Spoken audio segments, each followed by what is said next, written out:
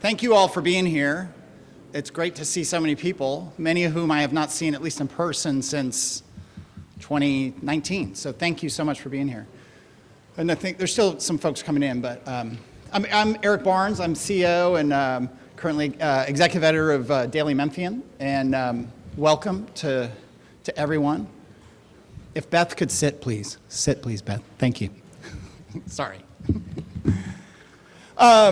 Again, it's great to have everybody here. We did this over COVID by Zoom, and a number of people I think who are here were certainly viewing, and I think even presenting, and appreciate all that. But it is really fun to see people again, and obviously to be back in person.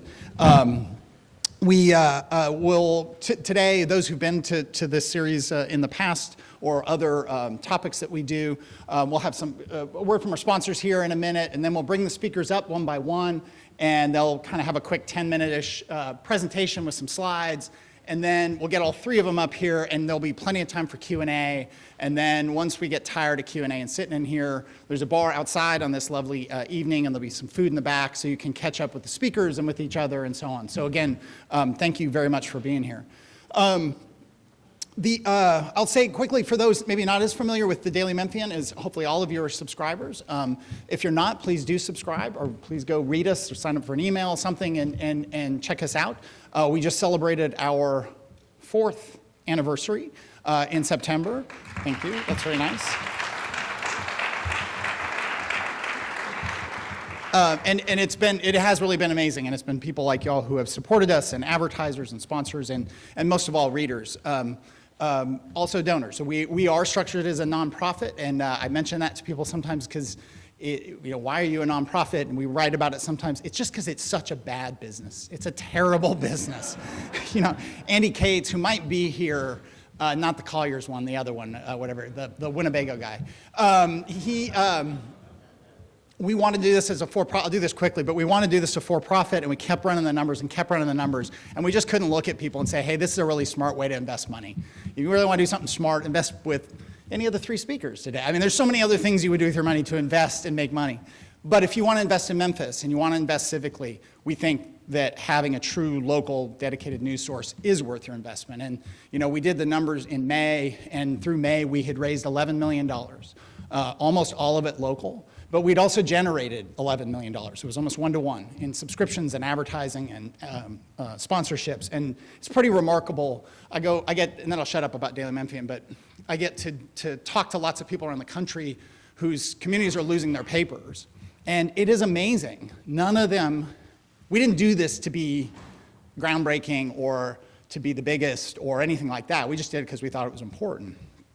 And these communities are losing their newspapers. They have newspapers with staffs, cities the size of Memphis, a little bigger, a little smaller, staffs of 15 people, trying to cover a city. And it's a disaster, and it's really bad. And all the disconnection that people feel, and the not knowing what's going on, and not being informed when they vote, it's a real problem. So again, I'll stop there, but thank you very much for your support of Daily Memphian. Let me get my notes out. We'll bring up, as I mentioned, the sponsors first, then we'll get the speakers up here. And I should also say, last thing, on the back of your program, December 1st, right here, at 3 o'clock, I believe, I don't think it's at 3:30, our commercial real estate review will be then, and I think, do we know that Frank Ricks is speaking? I think Frank Ricks is going to be here, maybe going to be here, shouldn't have said that, tease. And then we'll have a number of folks from commercial real estate folks talking about everything going on with commercial real estate. So that's December 1st. So I know many folks here could be interested in that. First up, in terms of our sponsor, Bassberry and Sims, Gil Yulhorn. How can I get to do that right? So Gil.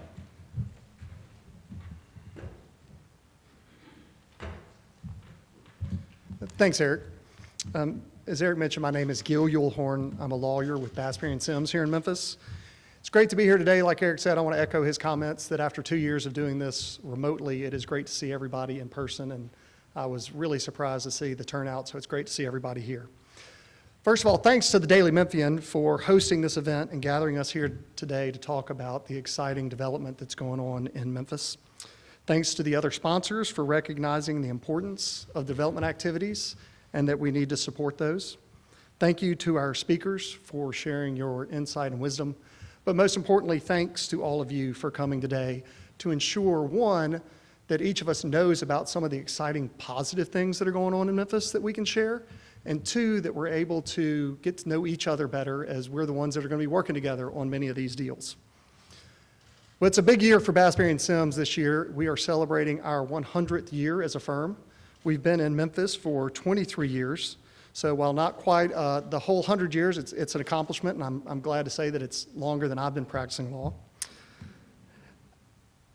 We are privileged to represent a variety of different real estate parties in all aspects of commercial real estate transactions, and have worked with many, if not most of you in this room. Our commercial real estate team works on transactions throughout the country and in the region, but the ones that are really most special to us are the ones that are right here in our backyard. We've been privileged enough to work on some great transactions here, like Crosstown Concourse, like the Memphian Hotel at Overton Square, like Central Station, like the Poplar Corridor TIF, like Orleans Station, which I'm sure we'll hear about a little bit today. So those are just a few of the things we work on, and I know that there are many more that are out there, and that we would love to work with you and partner with you on any of those. And thank you for the opportunity to be here, and look forward to hearing about all the exciting development in Memphis.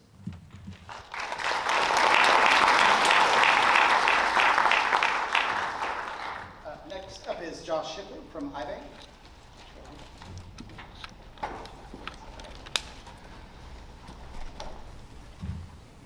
Good afternoon. My name is Josh Shipley. I'm Senior Vice President for Commercial Real Estate and Residential Construction at Independent Bank. Normally for a sponsor presentation such as this, you'd be hearing from one of our founders, Susan Stevenson or Chip Dudley, but I begged Susan to let me do this presentation. And the downside of that is she's a better speaker than me, so this 60 seconds may not be as interesting if it would be if she were here.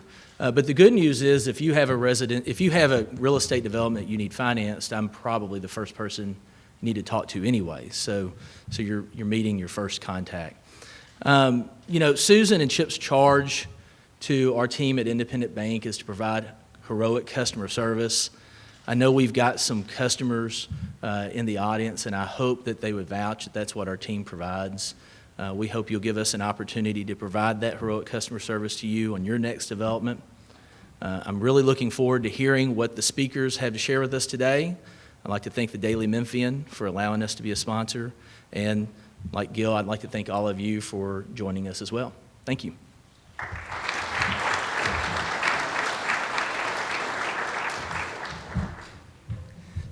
One thing I'll do before I get the next sponsor up is I want to do a shout out to the staff. That includes Janice Jenkins, Carrie O'Gwyn, Jen is I think back out there, Heather Marion, another of our ad reps, Neil, I'm going to screw it up, Streebig, no. Yes, Neil Streebig. Neil, raise your hand in the back. Neil is our, we cover a lot of real estate, banking, but Neil is our primary real estate reporter. Hopefully many of you know him. If you don't know him, make sure you find him after and talk to him. So, and Ziggy is here, our freelance photographer, so thank you, Ziggy. And also Natalie Van Gundy, who produces all the stuff up here, gets the speakers organized. She also happens to produce all our podcasts, and she produces Behind the Headlines, the show I do on WKNO.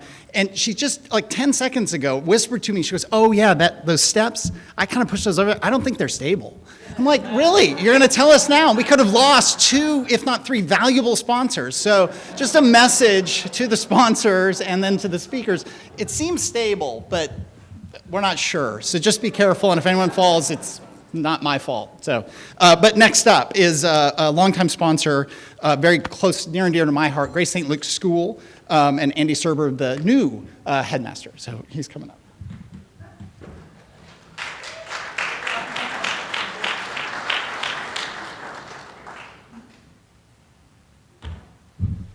I was really tempted to trip on that on purpose, right? Do a little physical comedy as I get up here. Hey, everyone, my name is Andy Serber. I have the best job in Memphis. I'm the head of school at Grace St. Luke's Episcopal School. If you look at our logo up there, it's our 75th year of serving Memphis and educating children and serving families. I really enjoyed Eric's message about nonprofit business and a really interesting model to follow, which is what we are as well. Me being new, this is my first year. I used to work at Grace St. Luke's School while back, and I returned as head of school. And I keep hearing everyone say, Grace St. Luke's is an amazing school. It's the best kept secret in Memphis. And again, that's not a great business model to follow either, as we're trying to spread the word about our school. I really wish that you could be in my shoes today. It was an amazing time at the corner of Peabody and Belvedere and Central Gardens. All of the middle schoolers were dressed up as mad scientists today as they kind of dove deep into some really interesting experiments in the middle school. It was crazy sock day. I have my ramen socks on for lower school as we get ready kind of to celebrate Halloween. We also had 2 chapel speakers. All of our 8th graders speak in front of everyone about different topics. And one topic was the power of friends. The other topic was the power of family. It's a really special place. My team is here. If my team could raise their hands real quickly, if you want to learn about our school, please feel free to reach out to any of us. We care deeply about it. Also, thank you for the Daily Memphian of sponsoring the Developing Memphis seminar series. And as we are excited about developing Memphis, we are developing future Memphians. And so I always end with Go Saints on 3. It's our mascot. I hope, now looking around, I don't want to out everyone, but there's a lot of GSL connections in the audience today as well. And so that's really, really heart-touching. So can everybody do Go Saints on 3? Ready? 1, 2, 3. Go Saints! All right, thank you.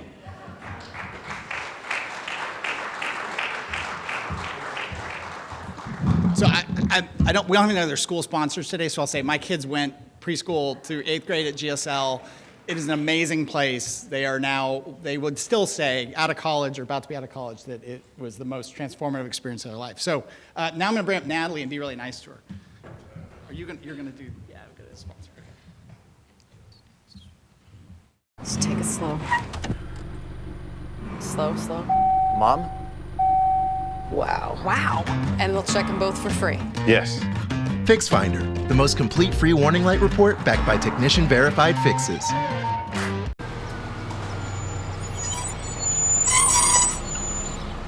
That's not great. I could get him today. Get the parts fast and the job done faster. AutoZone does not need us to sell brake pads, to say the least, but they have been a sponsor and supporter of Daily Memphian, as has Alsac St. Jude and First Horizon, FedEx, some of the biggest corporations, and many people in here. So first up, enough of me. First up is, I'm not going to do introductions because people know these people. Y'all know them. Their bios are in here, and so we'll just get right to them. So first up in terms of our speakers today is Adam Slovis.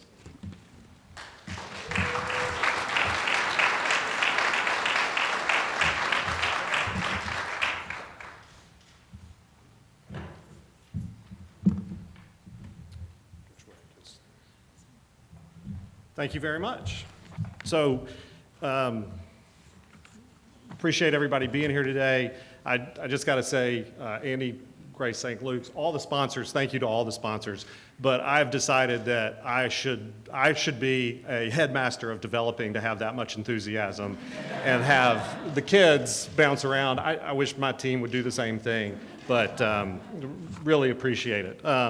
Good afternoon, everyone. Thanks for being here today. Thank you, Eric, for that introduction, and I appreciate the Daily Memphian for inviting me to take part in this year's Developing Memphis seminar.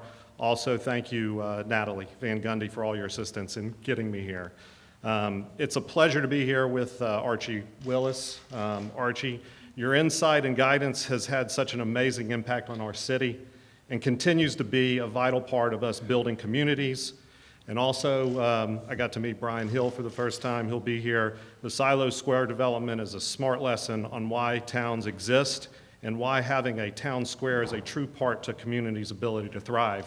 And just as I was saying to you with my son studying small towns, very impressive, and look forward to seeing the rest of the project come together. It's awesome. Developing Memphis. Developing Memphis has been the focus of my work life since 1995. After moving here in 1991.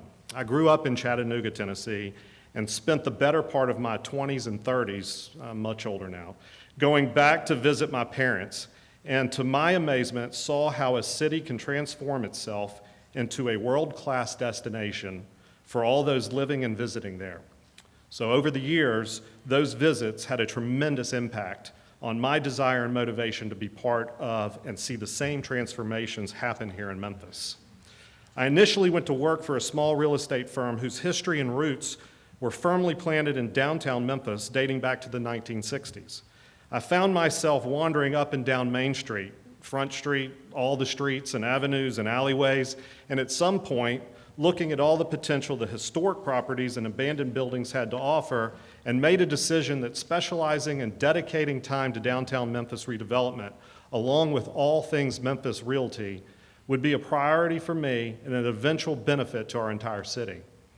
So starting in the late 1990s, a new partnership was formed, and Billy Orgel, Jason Wexler, and I took on the task of redeveloping a block of buildings on South Main Street between Gayoso Avenue and Union Avenue. We converted those buildings into rental apartments and ground floor commercial retail space. Those initial projects we so blindly tackled established a now 25-plus year deep dive into historical redevelopment and new construction projects. Now, after completing a dozen or so historic redevelopment projects, we are now working on much larger historic projects and new ground-up construction properties all around the Memphis, Germantown, Arlington, and out-of-state markets.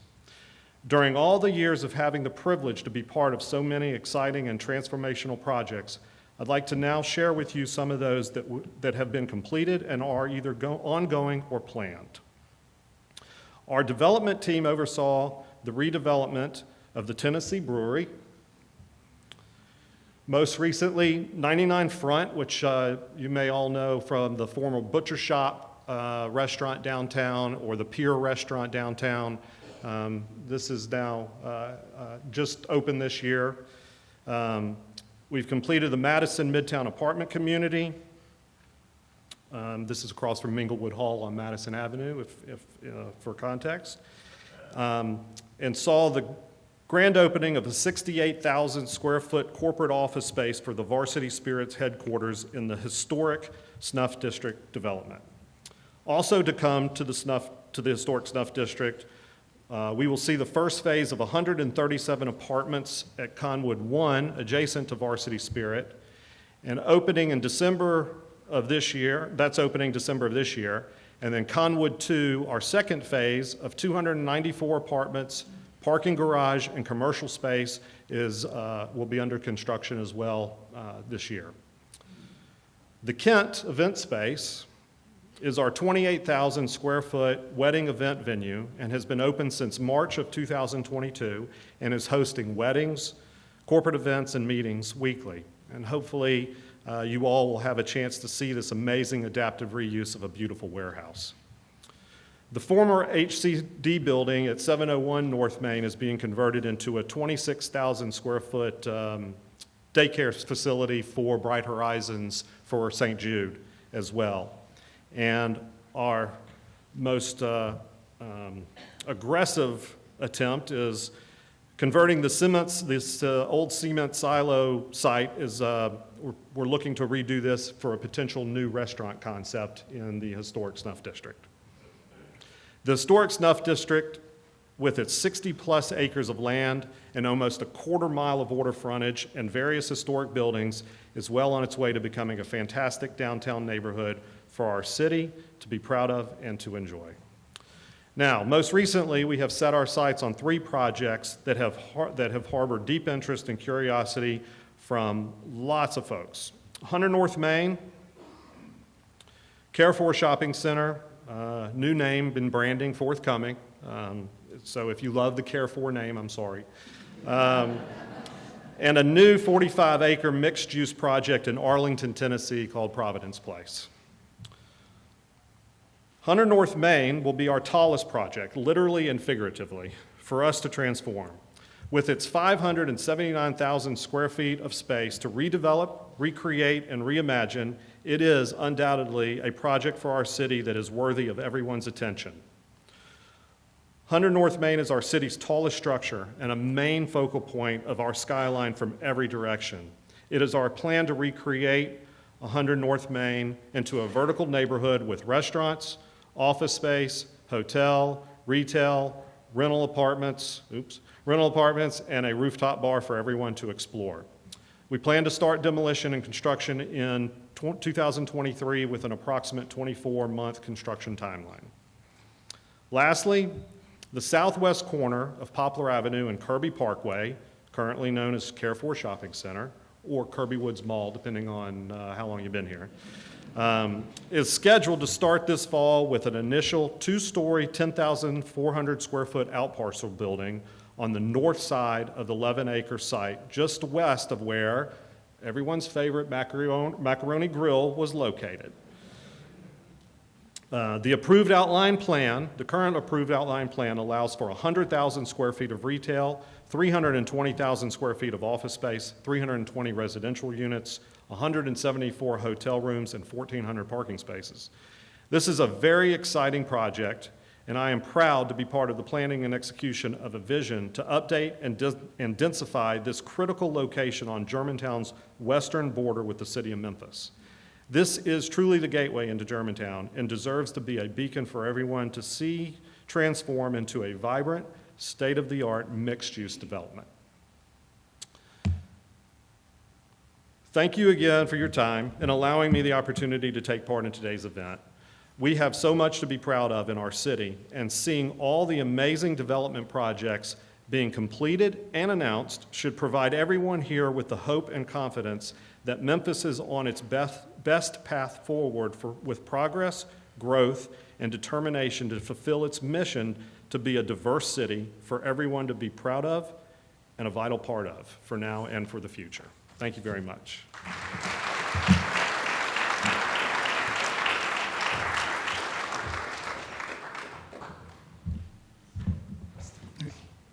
Oh, yeah, yes, absolutely. Next up, and I couldn't do a better introduction than Adam did, is Archie Willis. Thank you for being here.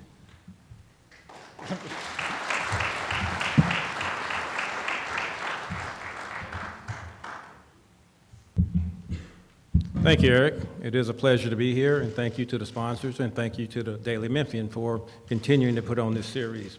One correction, Eric, you mentioned people making money in real estate. They need to talk to Adam and Brian. The work that we do and the places we do it in will not generate a market rate of return for anybody that's trying to make money in real estate. I'm going to talk about South City and Northside. And sorry, Gil, we aren't going to talk about Orleans Station. I will mention it, but it's not on our agenda for today. Oops. So just something quickly about our company. We've been around for over 20 years now, and I've been involved in a number of projects, specializing, as I said, really in urban redevelopment, working in underserved communities and markets that typically will not receive any kind of financial support or typical investment. My background in real estate and in finance has allowed me the opportunity to take advantage of that knowledge and experience to go back in communities like South City, which is where I grew up, to really help create some opportunities. I will talk about South City, Northside Square, and my passion project at the very end, the South City Museum and Cultural Center. Just very quickly, Choice Neighborhoods, and I'm actually doing an update, so I'll go over this very quickly. It's a HUD initiative to redevelop public housing. South City is a redevelopment of the former Foot Homes public housing site. It has 3 components: people, neighborhood, and housing. And it has the major initiatives are expand opportunities for low-income people, revitalize a core city neighborhood, create educational opportunities, and increase household income. Here's a map of the former Foot Home site, which is now a Foot Park at South City. We're completed 4 phases. We actually received a grant from HUD, $30 million grant in 2015, started construction around 2017. We completed the first 4 phases, which is around 500 units. We are under construction with phase 5, which is 120 unit senior development, and phase 6 is in pre-development, which will be the final phase, 80 unit multi-story building. Here are a couple of visuals of the development. You see an aerial to the left, and you see an inside shots of the apartments, and then a streetscape on the right. And if you all are familiar with that part of downtown and have seen Foot Homes, this is a dramatic transformation from what was there in terms of physical appearance, as well as the environment that people are living in. And here's some visuals of our community building, which has a fitness center, community gathering space. We also have a swimming pool, and of course, the management office. Just a couple of points. I mentioned housing people in neighborhood. On the people side, all the families that resided in foot homes had an opportunity to receive case management. There were 400 families when we started. Today, around 300 or so are still involved with case management. We have an employment rate of 47%. It was 56% pre-pandemic. It was less than 15% when we started. We have 63 families in the first 4 phases, which is about 12% of the families. Everybody has an opportunity to return if they decide to. We have enough units to literally house everyone there that was in the former foot homes if they choose to relocate. But for a lot of different reasons, a lot of families do not make that decision. And just recently, we had 2 students from Booker T. Washington receive 2 full scholarships from to Lemoyne College. The last part is neighborhood, or what HUD calls critical community initiatives. We had a number of projects that were presented to HUD in the application for the grant. We had a family resource center that's located in BTW that was completed. We had park improvements to both Army and Navy Park at 2nd and G. Patterson and Ellie Brown Park on Georgia Avenue. We had a commercial facade program where we had $500,000 available to commercial building owners to improve their facades, up to $50,000. We had a homeowner amount of repair program that provided homeowners with up to $15,000 to do improvements to their exterior of their houses. We had public art on site, as well as in L.E. Brown Park. And our long-lasting effort to create our early childhood education center, which I'll talk about a little bit more in a few minutes, is actually underway. And our Girls Inc. Center of Memphis, they want to have a center in South City. That's to come. Our big aspirational project was a grocery store. We are in the food desert, but we literally were not able to pull that together. We talked to every grocery store operator in the city of Memphis that had any scale. We talked to every national grocery store or department store that has a grocery store presence in Memphis, and just simply was not able to get any kind of traction on a grocery store, despite the millions of dollars in subsidy incentives we had available to a grocery store operator for South City. Here are a couple of pictures of our neighborhood components. The art program, you have to come to site and read the signage to really understand what these mean. They were done by one of the twins, Terry Lynn. You may have heard of the twin brothers that are both artists. Terry Lynn is the artist for these pieces. And you can see some of the the homeowner repair improvements. You can see construction on the left, and then you can see the transformation on the right. And then our commercial facade program, Memphis Magnetic is a recording art studio that's quietly tucked away on Vance. I've never been in there, but I understand they have several $1 million worth of equipment, and I'm sure it's quite impressive. But you can tell the difference in terms of what the building looked like prior and what it looks like now. And I mentioned the Early Ed Center, so we have a partnership with Porter Leaf. This rendering is really out of date, but it's all we have. We've been working on this project for quite some time, and this is kind of where we started. We scaled it back down, but we're Porter Leaf. We're working with them to open up the center in for the fall of 2024. It will be located in what was called Martin Luther King Transition Academy, which, if you're old like me and been around for a while, it used to be Porter Junior High School. So we're redeveloping that building, and we're going to call the new development Porter Junior High, and it will include the Early Ed Center, a mixed-use component, and the museum. Northside Square. This is the largest project in terms of one single building we've ever been involved with, and it consists of the redevelopment of the former Northside High School, which was closed in 2016, 270,000 square feet. And the picture tells you, what it looks like. Memphis City Schools closed the school and literally just they didn't turn the lights out. They just locked the doors and left the school building there, and that's unfortunately how a lot of these vacant schools end up. So we were able to acquire it. It's part of a bigger initiative, moving Klondike forward. It's located in the Klondike neighborhood. So this is a major public-private partnership. We have both private and philanthropic investment. We have city-owned assets, which I'll touch on in a minute, and the public support. It's being led by the Klondike Smoky City CDC, which has been operating for quite some time, and the Works Incorporated. And these key tenets are really important in terms of revitalizing this low-income African-American community. It's going to be a comprehensive effort. There's going to be no displacement of current residents to the extent possible. We want to preserve permanent affordability. We're going to do that through creating we've already created a community land trust. And we also want to build resident equity so people can start actually generating equity in the homes that they do own in neighborhoods like this that are traditionally not really appreciated in a typical market fashion.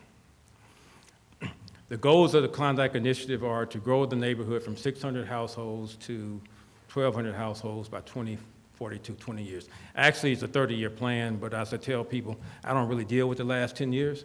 I'm only worried about the first 20, if I make it that long, but I certainly aren't going to be involved 30 years from now. We are working on a TIF district. We've recently started the process with the City Council and County Commission. We've already been through the CRA and got their approval to create a TIF district, and of course the Northside Square project. So Northside Square is a renovation and adaptive reuse of Northside High School. It'll be a dynamic, multi-use, multi-purpose building. We also want to incorporate or help the city reimagine their assets around the property, and we're collaborating with neighborhood leaders, stakeholders in the city. So here's a site plan of the development. It's actually a 24-acre block, and you see Northside, the big block, gray block, to the left of the center. And one of the interesting features about Northside is you can see there's a courtyard. I've never seen a courtyard in the middle of a high school. It's a great amenity, and it'll be available, it'll be redeveloped, and it'll be available for all of the occupants of the building, whether you're a commercial or office tenant or residential tenant. So there are 3 levels and a basement in Northside. The basement will be, and I think we can say this out loud, Mortec is slated to be take the basement, and they'll have their technical training programs there for folks in the neighborhood as well as the city in general. First floor, we're talking to a comprehensive health care clinic. We're hoping that they come on board. We'll have community gathering spaces, food, retail and food beverage opportunities. We'll have a small business incubator component, and we'll have something that the former Northside alumni the alumni of Northside are very proud of, and that's a Hall of Fame. If you are from Memphis, and you went to a public school, you know the importance of where you went to high school. And if you meet somebody in Memphis, where'd you go to school? So we met a lot of people. I knew a lot of people that went to Northside, but if we do this project, in fact, one of the bankers we were talking to the other day, he said, I went to Northside. Wow, I didn't know you went to Northside. But anyway, we're going to create a Hall of Fame so they can celebrate their legacy there. Second floor will be office tenants, a shared art space. The third floor will be residential. We'll have 42 units of apartments, all affordable at 80% of AMI, and 20% will be affordable for people at 60% of AMI. And then we have these amenities, a gymnasium, a performing arts space, courtyard, entry plaza. So gymnasium, what do you do with a gymnasium? We don't know. We're figuring it out. It will still be a gymnasium. So we're actually talking to a couple of groups that will actually program the gym for after-school programs, as well as making space available for basketball leagues, volleyball matches, whatever, but it will remain a gym. We'll refurbish it. We'll have 2 full-size regulation basketball courts, and it'll be a very, very nice venue. The other big asset is the performing arts space. So Northside has an 1,800-person auditorium, one of the nicest high school auditoriums I've ever seen. We're working with a theater projects, a theater consultant, and we had a lot of focus group meetings early on. It was clear that we don't need an 1,800-seat venue. So based on the research and talking to a lot of different organizations that might be potential users, we decided to scale it down to around 600 to 700 seats. We're still figuring out how to make that work, and we haven't quite figured it out yet. So the auditorium of performing arts space will actually lag the rest of the development because it's just a unique space, and what do you do with it? It's just a big question mark, but we're going to figure it out. I mentioned the courtyard. We'll also have an entry plaza. And here's a rendering of the building. Well, you can see quite a dramatic transformation from the building that's there now. LRK is our architect, lead architect. APA is working with him. So it's a great design. We're looking forward to the transformation and actually have a lot of good things in line for the project. Timeline, we're in the construction period. They started demolition in August. They should be done by late November, early December. We're hoping to close our financing in January. We have a combination of new market tax credits, conventional debt, and a very, very large and significant civic investment. And we're hoping to have the building ready for occupancy in the fall of 2024. And then lastly, the South City Museum and Cultural Center. I said, this is my passion project. I grew up in South Memphis, and if you're a native Memphian or been here a long time, you'll know that the South Memphis has spawned a legacy of people, places, events. Just the history of South Memphis is off the chain. Being a part of that legacy to some degree, and having family members that have been a part of the political movement, the civil rights movement, the business environment, I have great appreciation. And as I see what's happening in our city and the fact that we have so many young kids that literally from South Memphis that have no clue that great people lived in this neighborhood and they came through some of the same circumstances as they're dealing with now and went on to do great things, we need to capture that, as well as teach and educate everybody else about the people, the places, the events, the organizations that occurred in South Memphis. So we have to work on this in our spare time. We're not quite sure when we're going to get it done. We have a target of 2026. We put together a board and organization, 501c3, and a board in 2019. We actually had a meeting with our fundraising consultants a couple of weeks ago, so we're going to probably start a fundraising effort sometime next year. But it's a great project. Here's just a rendering of the building. It'll be in the MLK Transition Academy 2, actually in the gym, the two gyms, there's the girls' gym and the boys' gym side by side. So that's the place of the location of the museum. So again, it'll be something that hopefully you will hear about as we move forward, but again, it's something that I'm very much committed to and think it'll be something significant for the city, particularly young folks that don't know the history of their neighborhood and throughout the city that don't know the history of this part of our city. So with that, thank you and look forward to your questions.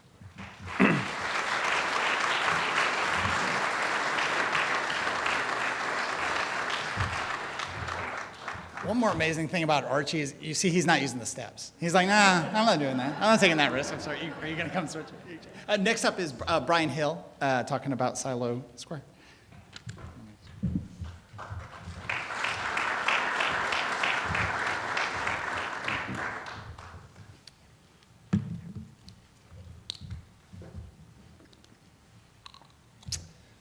First off, I want to thank everybody for being here, spending your afternoon listening to us talk about our projects that we're so passionate about.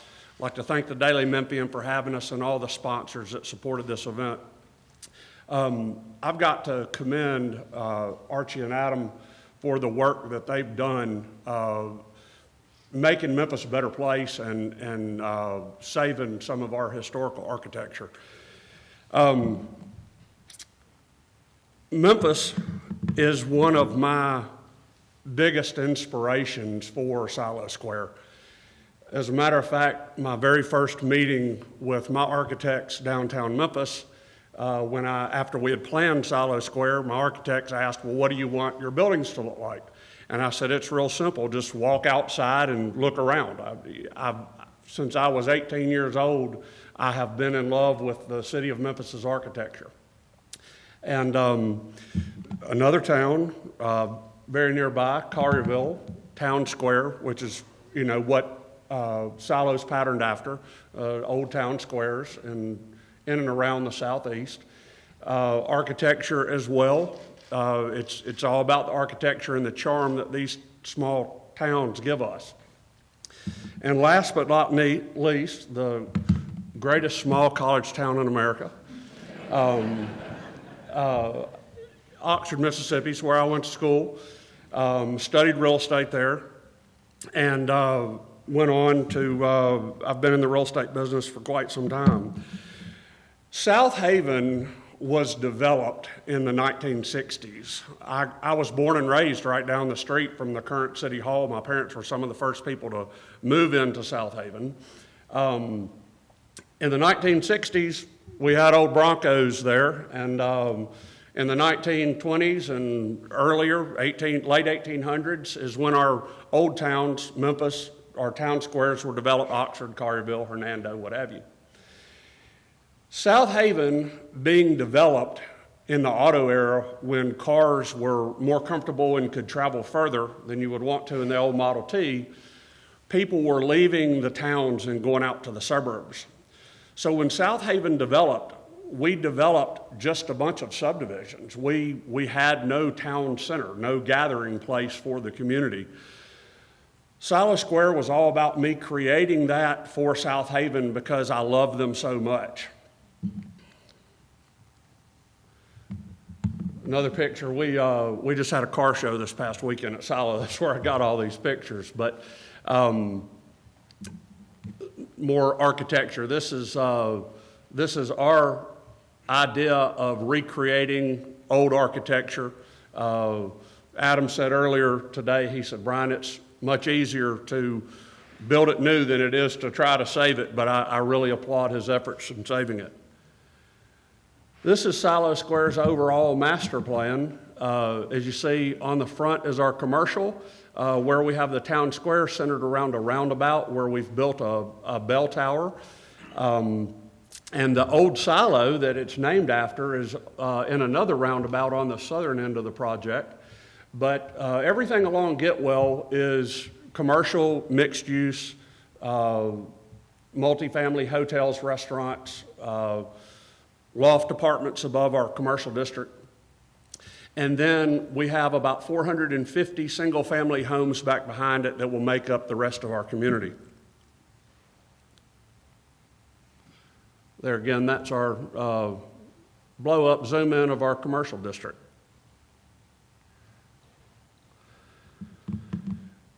This is a photo of our annual Christmas open house that we've had now for 2 years. We're going on our third. It'll be in November. When we developed Silo, the town square was an important part of it, but creating that sense of community, that gathering place for people, was every bit as much as important as having the architecture that would entice you and charm you into being in that spot.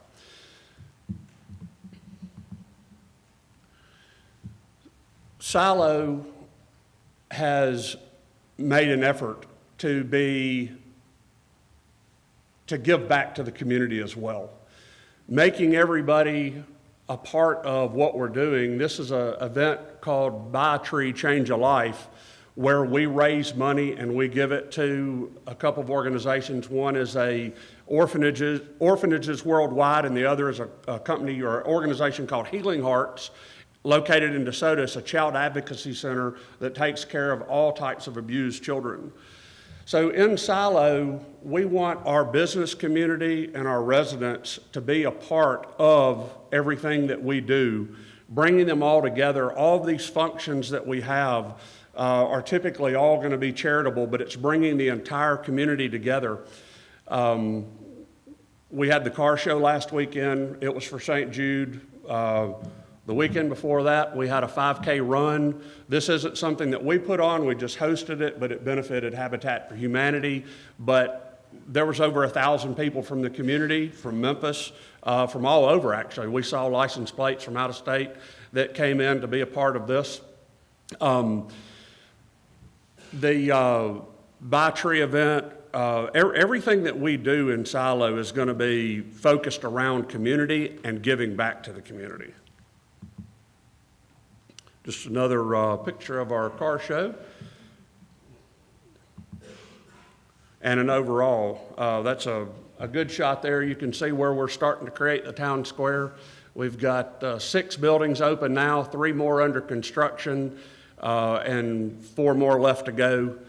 And then we'll be done with the town square part of it. But as you see here, one of the things about old town squares versus what we're doing now is in old town squares, they didn't have all the cars that we have now. They didn't have all the traffic that we have now. So we've tried to be very conscious of creating that beautiful image, that streetscape, but also, as you can see, we have lots of parking behind our buildings. And rather, our buildings are not touching one another, rather they're separated by about 30-foot alleyways so that you can park in the rear and get to where you're going quickly. I love going to Oxford, but sometimes you got to park halfway across town to get to where you want to go.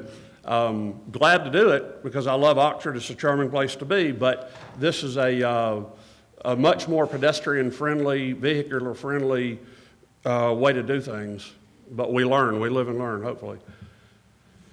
So Another thing that I wanted to do with Silo is to remember the past of the farm.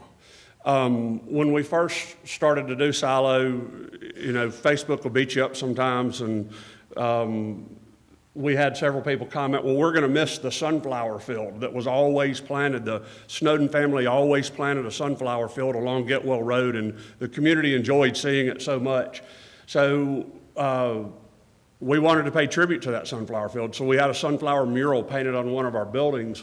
And you might say, well, that's not sunflowers. Well, really and truly, that is all sunflowers. Most people don't know this, but sunflowers come in multiple different varieties. And whereas the majority of the sunflowers that the public could see on Getwell were just traditional yellow sunflowers, Miss Snowden always had some exotic sunflowers planted, and that's represented by the blood orange sunflowers and the pink sunflowers there. Many people have come up to me and said, is the old airplane hangar still there? Well, it sure is. It's right behind CVS. It probably won't be there much longer.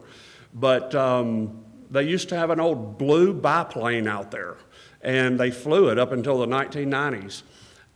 So we painted a blue biplane on another mural, and what we're saying with this image, and we're not done with it yet, the silo doesn't have the logo painted on it. There's some more details, but is that we love everything about the past and the present and the future of Silo, and that's represented by the silo and the bell tower and the plane. I think that's the end of my slides. I appreciate y'all listening to us, and thank you.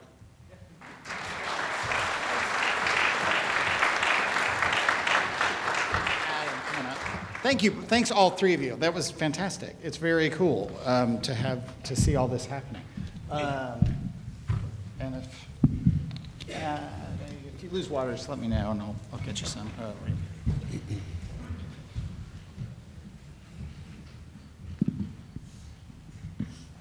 You joked about getting beat up on Facebook.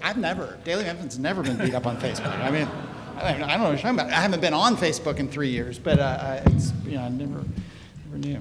I have a ton of questions, but I'll do kind of a round and then start, people can raise their hands and we'll get to all we can until we get tired of being in here. I'll start with a kind of a positive one. What effect, if any, for each of you on your projects, the Ford plan? And there's kind of two parts to the question. One is, it's a big economic growth for the broader area. Yeah, the plant's way out there, but it sort of remains to be seen how much of the impact will be in the city, how much will be in the suburbs, how much will be close to your projects or not. The second is, there's been concern Ford's going to come in, and they're already coming in, and they are, from a pure construction and development point of view, they're going to suck up a lot of labor, a lot of the sort of, energy at a time when labor's already hard to get, supply chain problems, all that kind of stuff. So I'll go, Adam hasn't spoken in a while. So your take on the impact of Ford on both those sides, the business side, but also then just the big sort of economic impact in the Memphis area. Well, the economic impact is, we don't know yet. We can only assume that it's large. We happened to close on a piece of property in Arlington, Tennessee in January of this year for our mixed-use project without any clue that they were even snooping around or going to land 20 miles from our site. Billy knew. So sorry, I don't think Billy knew. So the impact just on that alone, it's immeasurable. We don't know yet. Obviously, it's not. It's a great thing for all of us. It brings technology, it brings innovation, it brings people, it brings everything to our region which we need. And it's good and bad. Yes, there is that dilemma of how much it might impact our ability from a supply chain or from construction or from being able to get stuff done in a timely manner. But, rising tide raise all ships. Yeah. So we don't really think in terms of having a negative impact on what it is we're trying to do or not do. We see it as a positive for the environment all around us, and we're just going to plow through no matter what, and hope that it hope that it happens the way that they say it's going to happen. Archie. I would agree with Adam. A couple of unique aspects with regard to what we're doing. We've already been warned by our contractors about what you just said in terms of contractors and labor supply being, sucked up, if you want to use that expression. But the other more positive aspect is with one of our tenants, Mortec. They're going to bring their curriculum where they'll do HVAC, electrical, plumbing, refrigeration, and welding. And we actually had a conversation yesterday, literally yesterday, with a group that is looking to do adult education, and they actually are a feeder to organizations like Mortec. Our nonprofit partner, The Works, actually had a meeting with the foundation of the Ford Motor Company about things that they could do. They're looking at potentially locating a resource center in North Memphis. So they're looking at the pipeline of how do we get people trained in Memphis to become workers at the Ford plant. So from that standpoint, I think we'll certainly have a positive impact, but it could have a very, very direct impact on the Northside Square project as it relates to that being a center of workforce development where folks will ultimately have opportunities to go work at the Blue Oval if they choose to do so. And Brian. Well, currently developing projects in North Mississippi, and I have subcontractors that work for me that are actually working on the plant.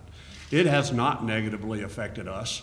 Fortunately, they've been able to pick up the help in order to work in both places, but most of us work on long-term relationships, and when you do so, the people that have always worked for you, they tend to take care of you. So I have not had any impact from that yet, but I will say this, even though Blue Oval City is not in Memphis, it is in our region, and anything good for Memphis is good for all of our real estate. One more, are you, I don't know why, well, hopefully I'm not being totally negative. The sort of prospect of a recession, how much does that factor into your planning, or you just sort of see what comes and deal with it? I'll stay with you, we'll go left to right. Well, we're not seeing an impact yet. On the housing side we have, but on the commercial side we have not.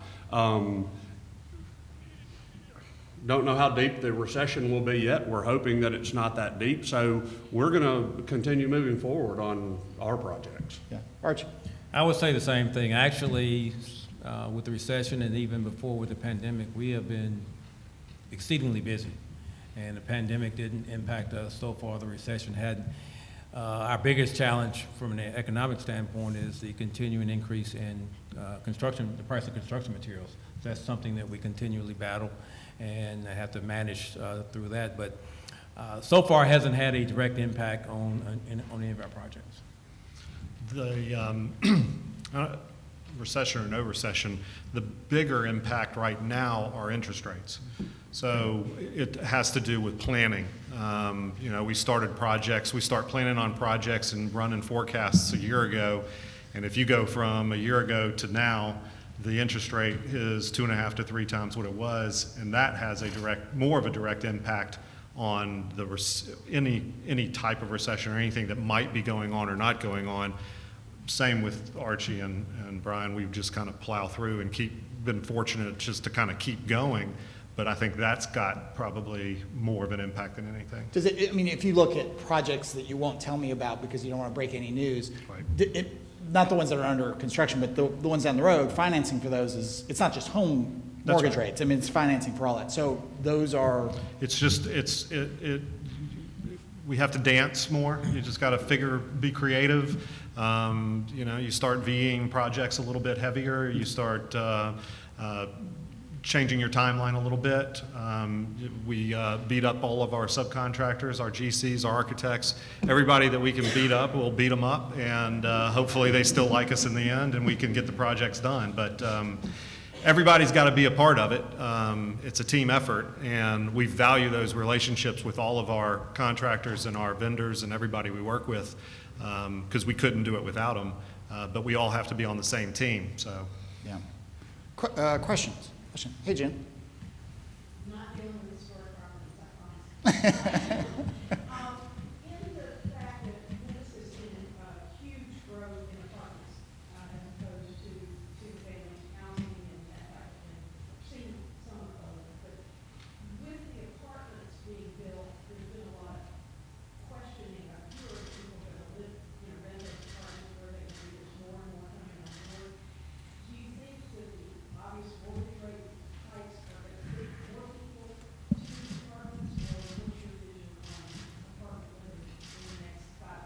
Did everybody in the back hear that? Because I don't know how the acoustics are. You could hear.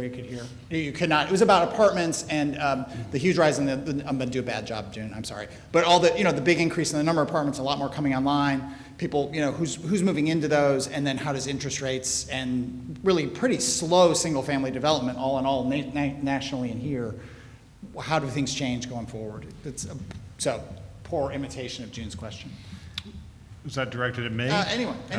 Archie? Let me jump in on that. I have 3 millennials that are all living in apartments. In my mind, they all pay too much rent. But they tell me that's in my mind, because that's not the market. And I'll tell you that's in your mind. And I'm on the apartment side, so I appreciate the rental income, but from a parent with kids paying rent, that's too much rent. But to your question, so it is impacting them. In fact, my oldest child is actually in the midst of renovating a house.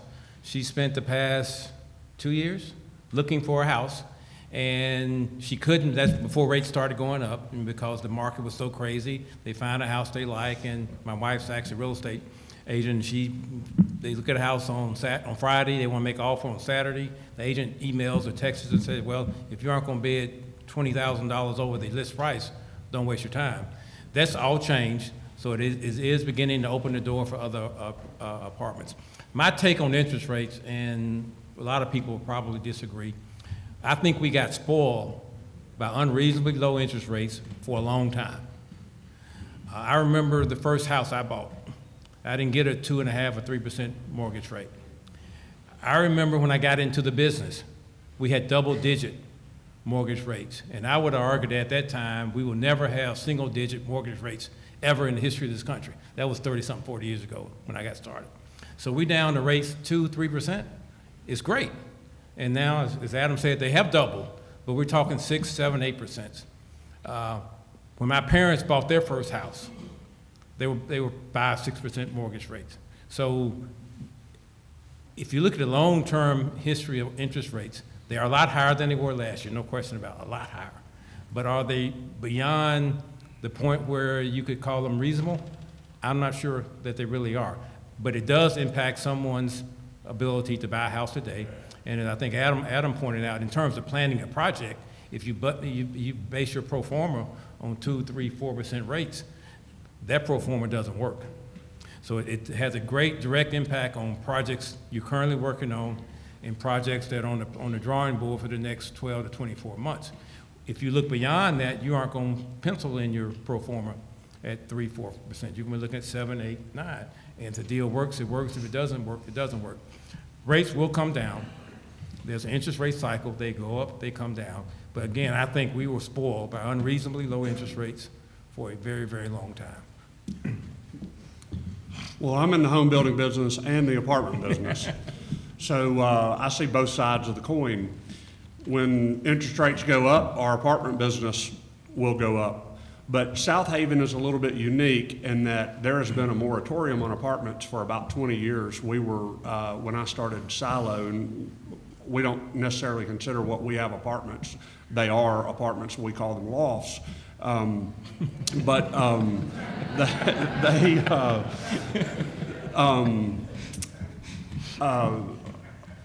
Our customers aren't typically ready to buy a house yet. We've got a lot of young millennials. So the interest rates aren't necessarily affecting them yet. We do think that rates will come down. We're pushing forward with residential development right now. My bankers are telling me, and they're typically smarter than I am, maybe a year, 18 months, and we'll see more normalized rates, and normal may, again, never be 3%. Normal's probably going to be in the 5.5% range, but it certainly, interest rates do drive people to renting, whether it's an apartment or a single-family home. I'll do more questions in a second. I will say, so 5 years ago, I moved into Crosstown, which is an apartment, and rented there. I think Todd Richardson from Crosstown's here in the back somewhere, he was. And I thought I'd just be there a year, empty nester, and I'm single and all that. And I gotta say, after the first year, I was like, no leaves, no gutters, things break, and I get on the app and I type and I go, can you come fix this? And no, I don't have to wait for you, and it gets fixed, and I don't have to pay them, and I don't have to wait for them. And and so 5 years later, I just renewed my lease, and there's some friends and former neighbors here, and I get PTSD, not because of you, but I think of that old, beautiful, godforsaken house that I had in Central Gardens, and I don't miss it at all. So anyway, that's just a shout out to apartment living. Right here, yeah. The built environment comprises a large percentage of carbon emissions, and we live in a world today where we're really concerned about the environmental impact that development has. And as developmental leaders in the region, especially in our city, do you have any plans of kind of setting a new precedent moving forward to accommodate the needs of future generations and sustainability? We just saw the Economic Development Growth Engine release an environmental instrument, which was the first in the state to do so. So we all have any plans to utilize those, especially for developments like 100 North Main. But that could reduce in itself is recycling, but beyond that. So in the back, did you guys hear emission? I'm sorry to do a bad job with this. Emissions, the sustainability, and the long-term impact, and so on. I apologize to do a bad job of that. Anyone first? Well, I will tell you that on our adaptive reuse and our historical redevelopment projects, to your point, we do try and we lean on our experts to help us maximize the opportunities for those environmentally friendly materials and means to construct. We get incentives for doing so. There's programs through MLGNW and TVA in the state for energy efficiencies and things of that nature that we try to utilize. New construction, it's a different ballgame. It's cost prohibitive in a lot of ways to do things, and so we hope, and we work with our architects a lot of times trying to come up with ways to find places within the projects where we can meet or exceed those goals and try to build towards using more of it as we learn. It's all new. It's more new for us because we have been doing so much adaptive reuse and historical rehab as opposed to new construction. So it's something that we're actually learning more of right now as we get in heavier into the new construction. I would say we use a similar approach. I'm certainly not an expert on environmental sustainability, so we rely heavily on those folks that are more experienced and experts in that. But we look to opportunities to have LEED certification and follow that program. To Enterprise Green Communities, we try to employ those standards to the degree we can. Sometimes they just are not as practical as you would like for them to be or cost effective. But we certainly enter all our projects with the framework of let's try to do things that are going to help the environment long term, and that will be using sustainable, renewable building materials, sustainable energy efficiency measures, all the things we can, but we really frankly rely on our experts in terms of what we can do to make our projects more sustainable and more energy friendly and environmental friendly.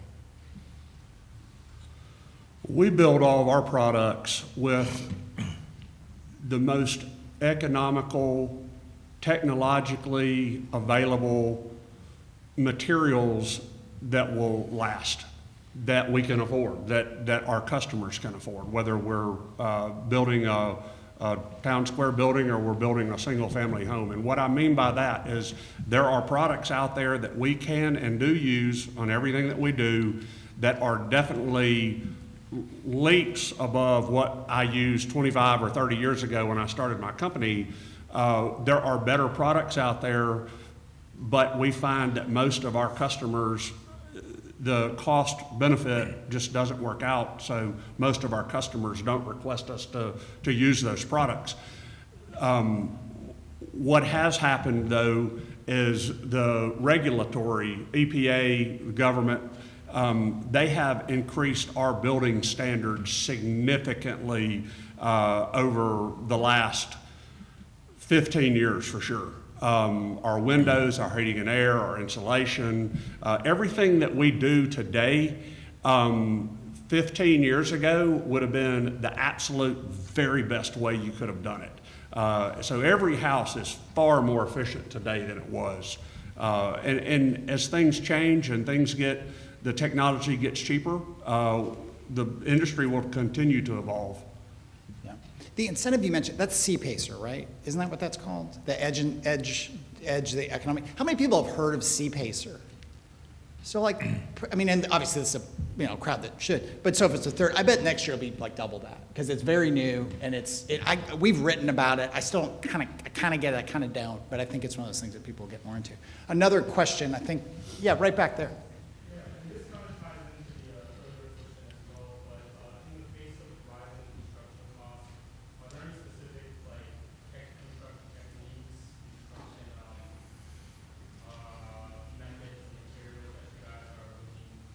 Yeah.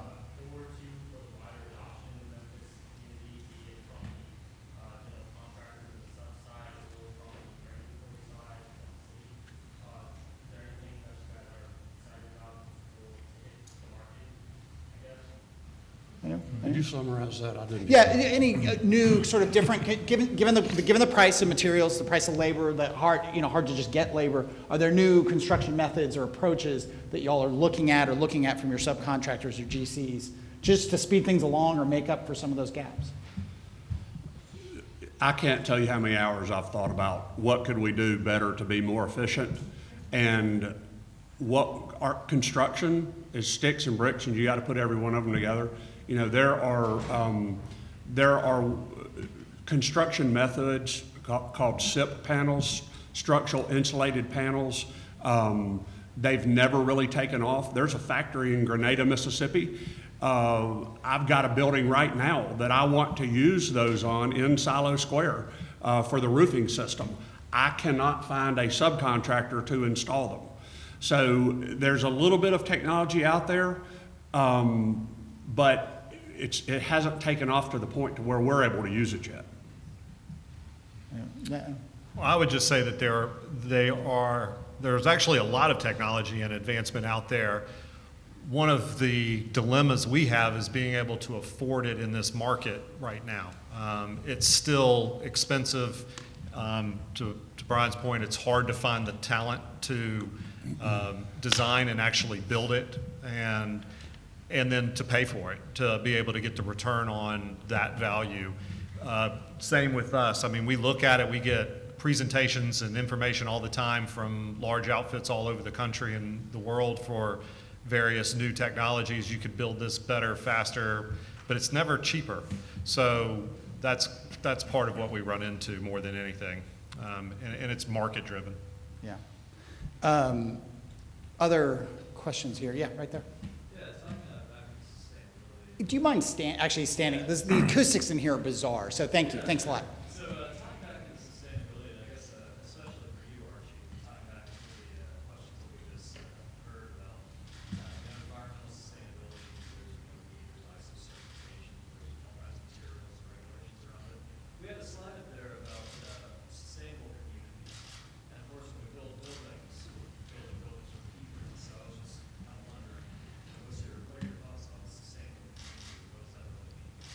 So in our world, particularly when we're dealing with the urban core, a major element of sustainability is having a neighborhood that can support itself. We deal with, in our conversations with people, the word gentrification all the time. And as I tell people, you cannot have a sustainable community if it's only occupied by very poor people. It just doesn't work. And you can argue with me all day long and you'll be wrong. It just doesn't, it just doesn't work. So when we think about sustainability, there is an environmental component on a macro level, but we're also talking about the ability of an urban neighborhood to continue to be a thriving, sustainable neighborhood throughout going into the future. One comment I'll make back on the CPAC, we have looked at it, and it's interesting, and we looked at it from the standpoint actually just as a financing source. All the things that it wanted you to do, we were going to do anyway. So it wasn't going to incentivize us to do something that we weren't going to do. It was just providing, in our case, and we haven't decided whether to use it, it was just going to be another potential funding source for a project, and we were going to do literally everything that that would have been required under the program anyway. It just provided another funding source it does provide another funding source for a project. Can I also add, Archie, been very kind to be interviewed by our folks many times and has been on behind the headlines many times over the years and knows of what he speaks when you talk about transforming neighborhoods. You've been involved in, of the 10, is it the 10 big original kind of 1940s, 50s housing projects? You've been involved in the rebuilding of all but one. We were not involved with Lemoyne Gardens. I think we have. Yeah. It's fascinating. You and Paul, yeah, I mean, you and Paul Young came on and talked about that history and talked about the transformation and what it's done on a behind the headline show. If you're really into that, it wasn't anything I did. It was Paul Young and Archie talking about that was fascinating, and it's really a remarkable, I'm just going to editorialize. It's a remarkable thing that Archie and his company has done. So. One last one from the back, and then we can all go get drinks outside and we get some food, but yeah, in the back. Thank you for standing.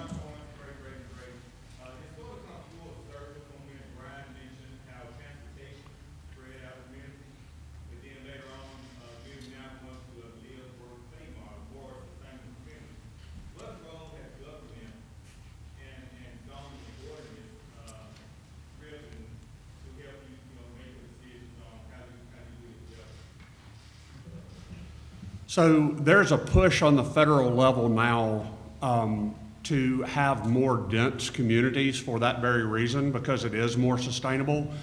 They're in Silo, I didn't mention it when I was up there speaking, but it was certainly part of it, part of the planning process. We literally already have people, and there's one of my bankers sitting here in the audience.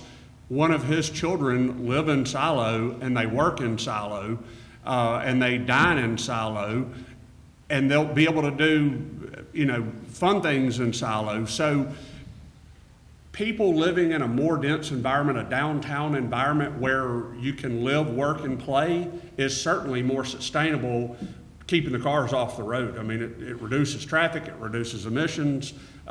People are more healthy because they're walking. That's why I mentioned pedestrian friendly. Yeah, it's definitely better to be a more dense type community like Silo. But you mentioned it, that it was partly a zoning thing. I mean, you couldn't do what you did some years ago, right? Well, cities have been very receptive to TNDs, which is traditional neighborhood development, which is what Silo is. They have been receptive to them. They just haven't been done much around here. Okay. And that, to Brian's point, that's what I was going to mention, is just the to be renamed Carrefour Shopping Center. That is all part of the Germantown Smart Code that is pushing us to densify that 10-acre site. We can't just go build another shopping center with a bunch of parking for people to drive in, do what they need to do, and leave. We have to build, and we want to build, and we're excited to bring a development to our city that other cities more progressive, a little bit ahead of us, have already seen, which is taking a site like that and going vertical with it, putting parking and structures and putting pedestrian areas out for people to walk around and get to their living space, their hotel room, their food and beverage easily. And that's part of the smart code, government driven, to create more of that town square in that same format. We're used to it just because our downtown redevelopments, you don't have a choice. You put people living upstairs, offices, retail downstairs, things like that. It's more natural for people downtown already to have that tendency to live that way. What you're creating is that, like you said, and your neighborhoods are no different. So, yeah. Archie, anything? Yeah. I moderated the Bartlett Mayor's debate. Like, it was pretty weird, but I did that recently. And this whole thing, though, I was like, okay, I'm gonna need some prep. But it's 60,000 people live in Bartlett, right? I mean, it's a huge part of this bigger Memphis community, and they've had essentially an apartment ban forever. Yeah. And it's a huge part of their debate with first new mayor in 20 years. And for the people who want to, begin to do this kind of development, and they approve their first, they're saying the things you guys are saying, but there is massive opposition up there to going away from a predominantly single-family setup. I want to thank, again, all the speakers. Thank you so much. Appreciate it. Thank you to the sponsors. We really appreciate it. Thank you all for putting up with